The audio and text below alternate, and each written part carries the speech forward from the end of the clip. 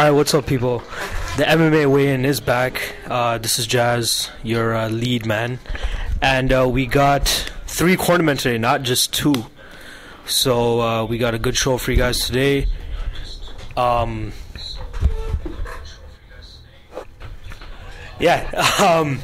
got Jazz. Jazz myself. We got Tony. Yep. We got Prab. And our new addition to the family, well, at least for today, Mike. What's good, people? What's good, man? What's good? So, last night, huge fight, huge card. I'm going to start off with the prelims, just to give you guys like a quick rundown. We haven't seen them. They're all mainly stoppages except 2 fights. Casey Ryan defeats Paul Song via submission. Triangle choke 139 into the first round. Rolando Perez beats Edgar Cardenas via unanimous decision. Herman Torrado beats AJ Matthews via one punch KO 416 into the first round. I really want to see that. Yeah. Lightweight bout Joe Duarte beats Sadawad by submission armbar 245 into the second round. Virgil Zwicker beats Brett Albee via TKO strikes 146 into the first round. And Hiroyuki Takeya, who is the featherweight dream champion, lost to Robert Peralta via split decision. I actually want to see that fight as well and see how close it was. So, first fight of the night, Shinya Aoki, Lal Beerbomb. Aoki pulls out the win with a neck crank 133 into the first round. He seemed to have this was like a really easy fight for him. What do you guys think? He should have won this fight. This is a fight catered to him. I didn't realize how much bigger he was than Beerbomb in the beginning until I actually saw them face to face. The thing with Aoki is he's actually, taller than most lightweights. He's lanky. You know what I mean? He's not. Beerbomb was like pretty ripped compared to Aoki, but Aoki was ripped because of like how skinny he is and all that type of stuff. You know what I mean? But regardless, well, I thought Beerbomb fought stupid. Yeah, he clinched so fast, and that caused him to fight almost right away. Yeah, I thought he was going to keep the distance a little bit, go in and out with a few strikes and all that, but he goes in, gets a clinch. As soon as the fight went to the ground, it was done less than a minute or something. Aoki was on bottom too, was he not? No, he was on top. Yeah, and then he pulls off the neck crank. Yeah, he gets his back. No surprise. It looked like a rear naked, and then he just grabbed his head and just. Pulled it to the side. No surprise. I think everyone called. It just shows like how good he is on his ground game. Yeah, you got to step it up when you come to face Aoki. Yeah, and he was really emotional after the fight too. He says he had his baby that he never even saw that was born last month, and he was training really hard for this fight, and he didn't even get to see the baby. He just saw pictures through phones and all, camera phones and all that type of stuff, and he was really emotional after the fight. You see him breaking up a little bit. And but yeah, it was a good fight, a good win for him. Get him seen in the North American eye, and hopefully he's back in Strikeforce or even UFC, because he said he wants to go where the money is. You know what I mean? And UFC might throw some money at him and bring him in and add another top lightweight to the lightweight division. Do you know what kind of commitment he has right now with Strikeforce? It was a 2-fight deal. That was the second fight. Okay. Coker was saying, if he wins, they'll probably renegotiate with him. But after the fight, he talked about, he wants to go where the money is. He wants to fight North America. So who's a good matchup for him in the UFC? Just quickly, off the top of your head. I personally would actually like to see George Sotiropoulos and Shinya Aoki. That'd be. They had a fight before Sotiropoulos was disqualified. Oh, then get the rematch going. Yeah. You know what I mean? We'll do a rematch. Exactly. Settle the score. Yeah, groin strikes. It says. It was groin strikes. Yeah. Any other names you guys? That would actually be a pretty good fight, actually. Because Sotiropoulos is probably much better. He's a ground wizard too, right? How about Jim Miller and him? Jim Miller will probably destroy him in his stand-up, but still, his ground game is not that bad either. Yeah, I think Miller would take out Aoki. Yeah, Miller is lost in the shuffle. If Aoki comes over, I think that's a good fight right there. Yeah. He would overpower him with his wrestling on the ground. He would do what Melendez did to him. Mike? Yeah, it's a good fight, but it might not be for Aoki per se. Yeah, because the striking. Yeah, exactly. He said he wants to fight a lot this year too, because he has a baby to support now, so he just wants to get paid. That's all he wants to do. It's a good time to get paid. So, second fight, Gegard Mousasi and Keith Jardine. This fight actually went to a majority draw. Mousasi was actually deducted 1 point in the first round due to an illegal upkick while Keith Jardine was in his guard. And Mousasi actually said, he was in the heat of the moment and he apologized. Obviously, it wasn't intentional. He wouldn't want to take point off himself, obviously. Yeah, I don't think he should have been. I think he should have just got warned. That should have been a warning. I think that referee was terrible. This was probably the worst refereed event in a while. Yeah. Musasi got screwed over in 2 ways in this fight. First of all, shouldn't have got the point deducted. Yep. Second of all, he won all 3 rounds. And win, lose, or draw, Jardine actually. Yeah, Jardine, I was for impressed a 1 week with. notice fight against a guy. Yeah. Gegard Mousasi. Yeah, Jardine actually performed really well. Third round, he was completely gassed. He even said it. But he was still stuck in there. He wasn't he ran away a few times, but he actually got into it and actually started engaging as well. No, that's I was mentioning on the way here how he was, even when he was so tired, he was still working and fighting. Even on his back on the ground, he was trying to get out. He was constantly working, so I was pretty impressed with him. I think Mousasi actually got screwed out of that. He took off the round. He get screwed out of it, but Jardine, on 9 days' notice. Yeah, he performed really well. I'd love to see a rematch, and just to see what he can do on a full training camp. Yeah, exactly. But then again, Mousasi, he wasn't actually training for Jardine. Yeah, he was as well, right? But he was in shape. He was in shape, and he was training a lot heavier for a fight than Jardine was, obviously. So you should probably just give him a rematch. Yeah, it looks like Coker wants to do the rematch. I wouldn't mind it, especially seeing Jardine off a good training camp. It'll be exciting, I think. Jardine's also now just gone through a full bout with Mousasi. Experience plays a factor into it. Can utilizing that into another use Greg Jackson to develop a nice little plan. Greg Jackson will come up with a nice little plan. It was a good fight, even though it went to a decision, and even though Keith Jardine was gassed in the 3rd round. You know what I mean? Yeah, it was a really good fight, regardless. That turned into a draw.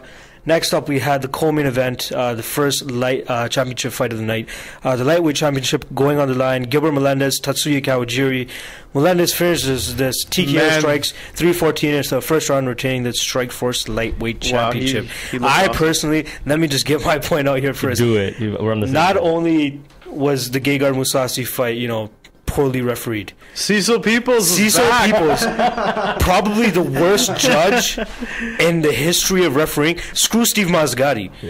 The worst judge in the history of refereeing. He's not the people's judge. I said worst referee. Whatever. Worst referee in the history of refereeing. It looked like he was so close to the action every time. He just wanted to stop the fight. It just seemed like that. Like when they're up against the cage, he was right there. I thought one of Melendez's uppercuts would have hit him. Yeah, he was so close to it. And then the ending. Yeah, they're little guys too. They move fast. Yeah, and the ending. I was actually hoping somebody would have missed hitting one of the guys and hit Peoples. You know what I mean?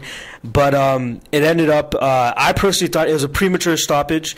He got in a good few hits from his back, and then when Kawajiri rolled around, he got in 2 elbow strikes, and that was it. I personally thought it could have gone either way from there. There was a possibility of obviously Melendez finishing the fight, which I think was a high possibility. But there was obviously the possibility of Kawajiri still rolling out of it, kicking Melendez's legs out from under him and getting away from him a bit. Just like Gegard Mousasi did, like getting Keith Jardine off him. I personally think Kawajiri still could have went on, but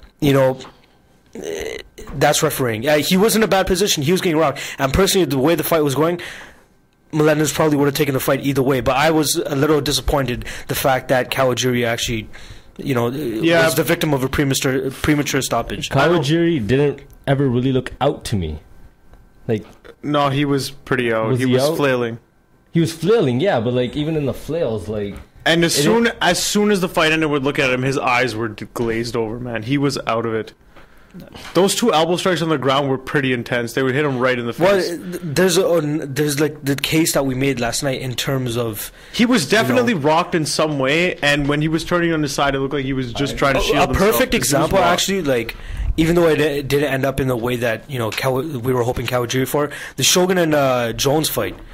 He was getting rocked a lot on the ground, and he still managed to get up and get away, but obviously he got finished by Jones. But it could have had a different ending in the Kawajiri fight.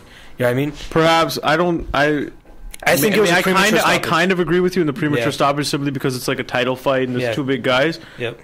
But I'm not complaining at all that Melendez won. I'm glad Melendez won. Whatever. Well, once again, my thing is I don't think it was a good stoppage, but I also don't think it was a bad stoppage. Yeah. I don't know. What are your thoughts on it, guys?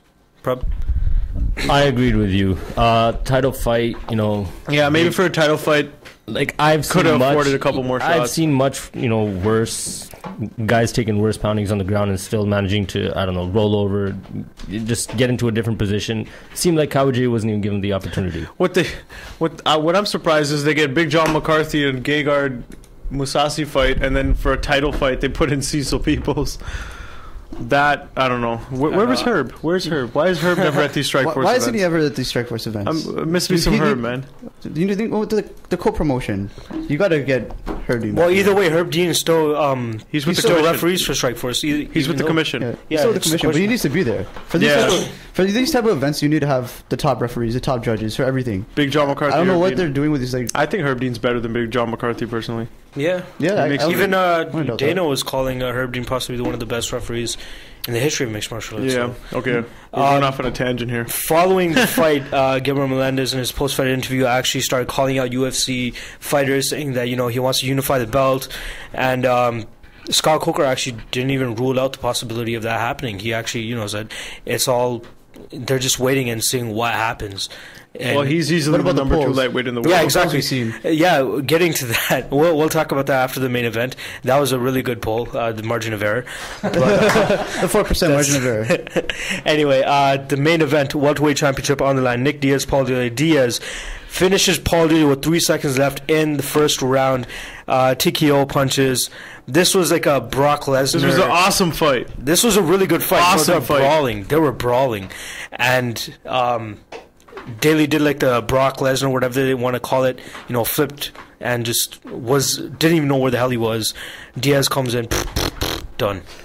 Yeah. I don't even know what else to say, man. That's the gist of it. Well, Diaz got dropped twice in that fight. Yeah, I got scared. I got really scared. I thought he was going to lose at some point. Yeah. It was honestly to the point where as soon as he dropped, like from that one punch near the ending, he dropped and like. But you could tell he knew where he was, and he was just utilizing good defense there. And he has this. He knew how to not take extra shots. He knew what he was doing. In just those situations where you're just rocked and you're trying to get up out of nowhere. He's been in those situations so many times. I'm pretty sure he's like he could prepare for them no problem. He has this weird like form that he has on the ground. He keeps his head so low to the ground, like against the mat. And I got scared. It looked like he was out a few seconds, but it's just him trying to grab one of Daley's legs.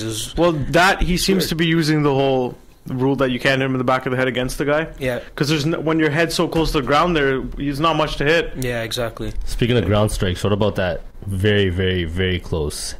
Yeah, it was a body kick. It was a body kick. I think Daley knew what he was doing. A body kick at first sight. It happened so I'm pretty quick, sure so fast, Daley so knew what he was doing. Yeah. That was a good body kick. But where did it connect? Did you really see? It looked like it hit him like here. Just about his armpit. Below the armpit. For the listeners, where is it? Below the armpit? Okay. Wait till we get the video going and stuff. Yeah, totally forgot about that. Yeah, Diaz seemed very composed after the fight. Well, in terms of the interview, but after the fight, he actually went over to Daley and he was talking a little smack. He's pushing the cameras away. Push the camera away. Well, from the camera perspective, you see Daley sitting on the stool, and then you clearly see Diaz's hand come in, and he's like pointing at him. He's talking crap because you just see the glove. And then when people were pulling him back, he pushed the camera out of the way.